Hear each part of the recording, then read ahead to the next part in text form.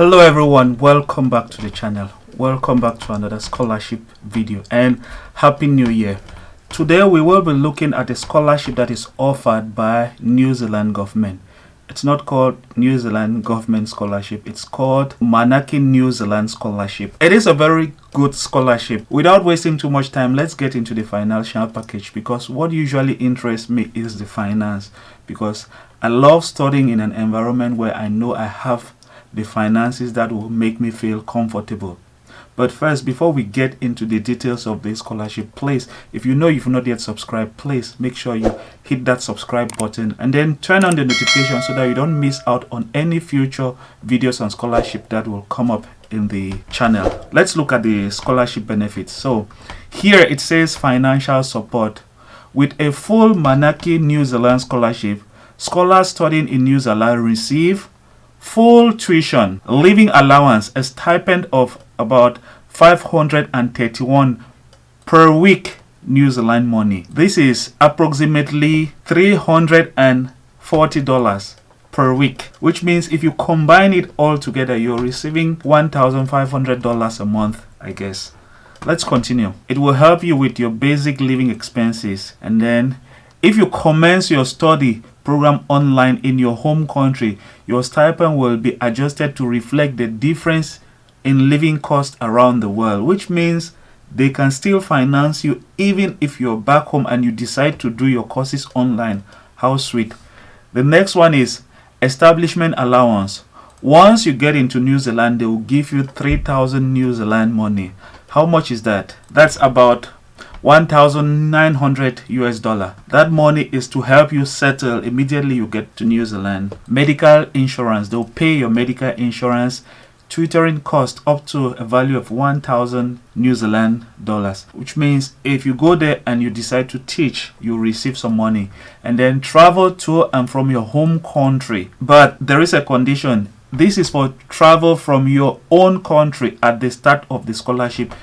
If you come from, say, maybe India, that is if India is eligible for the scholarship, and maybe you are in Pakistan, they can only pay your flight if you're leaving from India to New Zealand. If you're not a national of Pakistan, they cannot pay your flight from Pakistan. They would have to pay your flight only from India.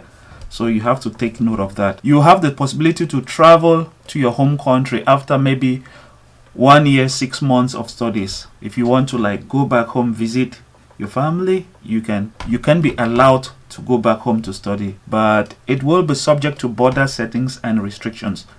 So if in case there is COVID, there might be a problem. Now I think that is for scholarship benefits. These other ones are things like COVID, and then reintegration allowance of New Zealand. This is to help with setup cost upon your return to your home country. So once you're done with your studies and you want to go back home, they will give you 1,000 New Zealand dollars to go back and then reintegrate back with your home country. Help with research and thesis cost for many postgraduate students. So if you are into research and thesis, they would equally finance you. Now that is about finance. Now let's look at the start date. The tertiary Manaaki New Zealand Scholarship application portal will open at midnight the 1st of February 2023 and close midday 28 February 2023 for all eligible countries and regions. So you have to take note of the start and end date, and then you have a list of countries or regions that are eligible for this scholarship. So let's check eligible countries. There's a process that you will have to go through to check if your country is eligible. So they've grouped them according to continent. You have Pacific countries, you have Asian countries, African countries, Caribbean, Latin America, Commonwealth countries. But Commonwealth countries are not eligible for now because of COVID restriction. So you can go here and check your eligibility. There is an eligibility questionnaire that you have to fill out. Once you fill out that eligibility questionnaire, then it will tell you if you are eligible or not. So this is the online eligibility questionnaire. Once you click on it, it will bring you to this page. You can then select a country. Let's select Thailand, and then what is your date of birth? You have to input a date of birth. Let's take 1990. select any day, and then next. It will ask you a series of questions. Are you a citizen of Thailand? You take yes. And the next one is, are you a citizen of one of these countries? You take no. Then on 31st December, will Thailand have been the main country you've been living for the past 2 years or more? You say yes. And then on 31st March 2023, will you have completed work experience more than 12 months full-time work? Take yes if you're working. Are you currently serving in the military? If it's no, take no. If it's yes, take yes. Then they are asking, have you previously received a Manaaki New Zealand scholarship? Do any of the circumstances listed below apply to you? So you have a list of conditions here. Have you received a New Zealand scholarship, and have you withdrawn? So if you've not withdrawn, say no. And then if none of those apply to you, and then take confirm, and then check my eligibility. Congratulations, you are eligible to apply for a New Zealand scholarship. So you would have to send this code to your email and then register. From there you can then proceed with your application. Here are the list of approved institutions that are covered by this scholarship. So you have 8 universities to choose from. These are the universities, 8 in number: Auckland University of Technology, Lincoln University, Massey University, University of Auckland, University of Canterbury, University of Otago, University of Waikato, Victoria University of Wellington. And then you have some institutes, there are 3 of them. You have some other research institutes. Those are the list of universities that are available for application for this Manaaki New Zealand scholarship. It is also important to note that in case you are not eligible, there are other scholarships.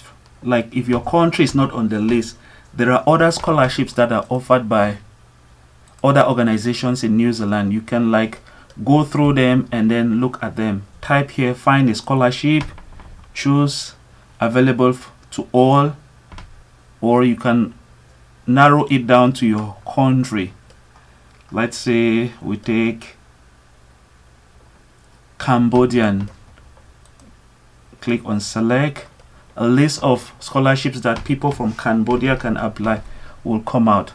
So it is a very good website where you can like search for other scholarships to apply to in case your country is not among the countries that are eligible for this Manaaki New Zealand scholarship. It is important to note that the providers of this scholarship have a process of selecting students.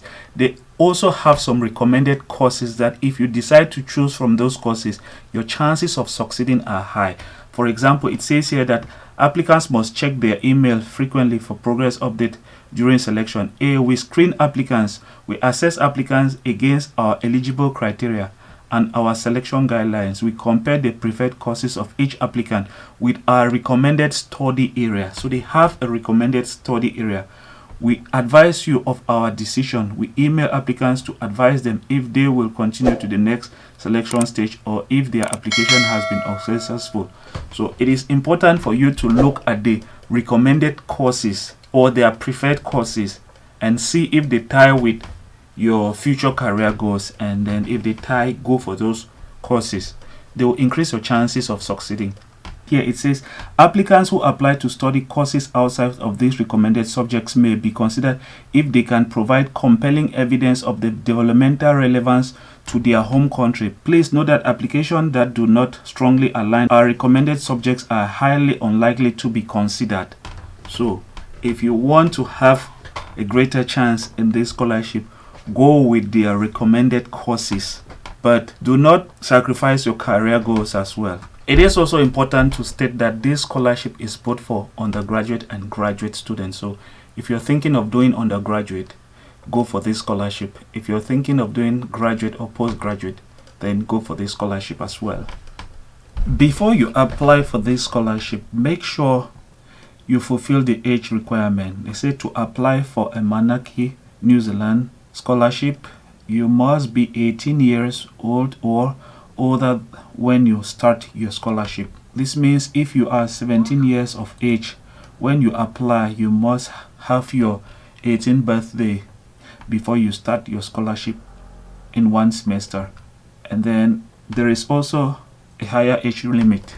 You should not be above 40 years. You should be under 40 years old to apply. And then immigration and visa requirement.